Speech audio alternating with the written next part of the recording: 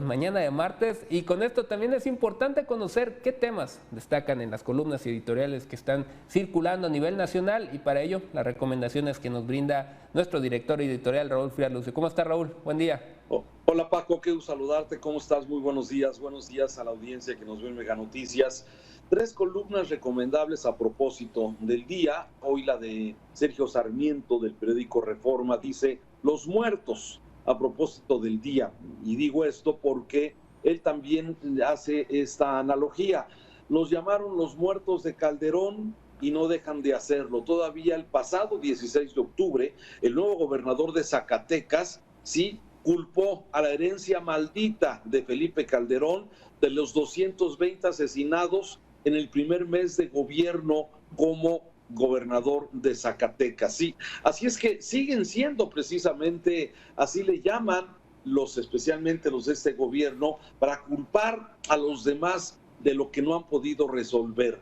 Y así se le conocen como los muertos de Calderón. Y ya hablamos también de los muertos de López Obrador, que por cierto, de acuerdo al INEGI, entre 2019 y 2020, los 2 primeros años de la administración de este gobierno, sí, ya se llevan 73,240 homicidios dolosos, más que los 53,000 que tuvo los 6 años de Calderón. Pero yo creo que, y dice Sergio Sarmiento, y dice bien, Paco, el tema no son los muertos de Calderón y no son los muertos de López Obrador, son los muertos de todos los mexicanos. Y esto es precisamente la desgracia de este país, algo, desde luego, que no se está haciendo para combatir directamente a este tipo de crimen, que es el homicidio, que se estacionó en un nivel altísimo, lamentablemente. El presidente López Obrador había prometido en campaña que pondría fin a la guerra, y al llegar al poder afirmó que aplicaría una política de abrazos, no balazos. Sin embargo, aunque ha tenido una estrategia de acercamiento al Chapo Guzmán y a su familia, su gobierno ha seguido anunciando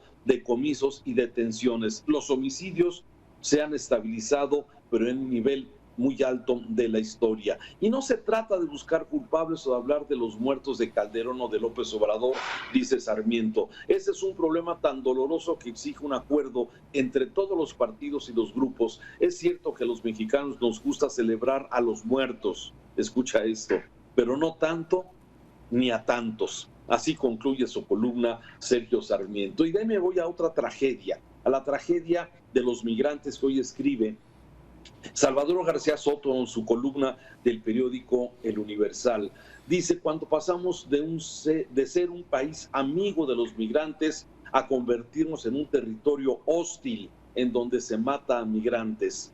México se ha convertido en los hechos, especialmente en esta administración, en un país hostil para los migrantes indocumentados. Entre el fenómeno masivo y las caravanas migrantes de miles de personas que huyen de sus países, Honduras, Haití, Cuba, Venezuela, y las presiones del gobierno de Estados Unidos para que esos grupos no avancen por territorio mexicano ni lleguen a la frontera sur. La política migratoria de nuestro país se volvió persecutoria y contra los migrantes en tránsito, incluidos niños, familias y mujeres embarazadas. Y es la tragedia que todos los días aquí en Mega Noticias nos platica nuestro equipo de Mega Noticias de Chiapas y allá de Tapachula, en donde vemos estas familias con sus hijos en carriola, con sus hijos enfermos de gripa, de influenza, en esta búsqueda de una mejor calidad, un mejor nivel de vida para sus familias. Y una desgracia que lamentablemente México, de ser, sí, un país amigo de los migrantes, se ha convertido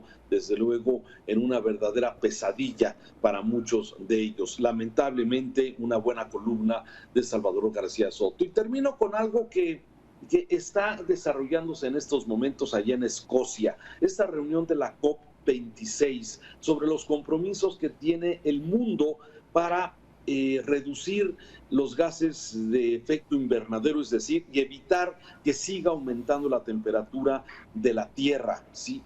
Esto, desde luego, este compromiso que se hizo en aquel Acuerdo de París del 2015, pues a veces parece que cuesta mucho trabajo respetarlo. Ha habido algunas propuestas como la que escuchamos ayer por parte de la India, en donde dice que sí, están dispuestos a tener cero contaminación, cero gases invernadero, sí, pero para el año 2070.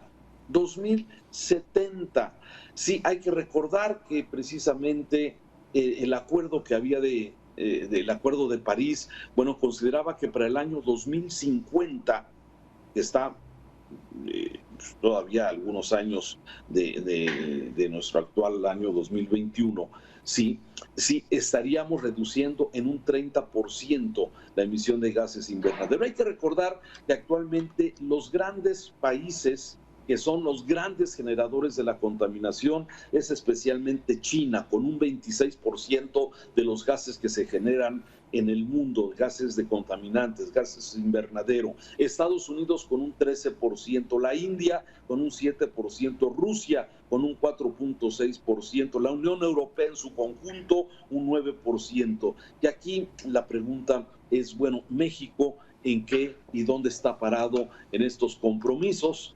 Bueno, pues a veces pareciera que vamos en sentido contrario. Lamentablemente México anunció desde el 2018 que él tenía un compromiso para el año 2030, es decir, reducir 22% las emisiones de gases de efecto invernadero, aumentando a 36% si recibía apoyo y financiamiento internacional. Lamentablemente lo que hemos visto, pues pareciera que vamos en contra muchas veces de esta política para reducir gases invernadero al incrementar el uso, por ejemplo, de las termoeléctricas a través del funcionamiento del combustóleo sumamente contaminante y de carbón y desestimar, lógicamente, energías limpias. En fin, interesante lo que está pasando, hay que escuchar los discursos, hay que escuchar los compromisos que verdaderamente lleven a acciones que puedan reducir este efecto invernadero. Estamos atentos, Paco.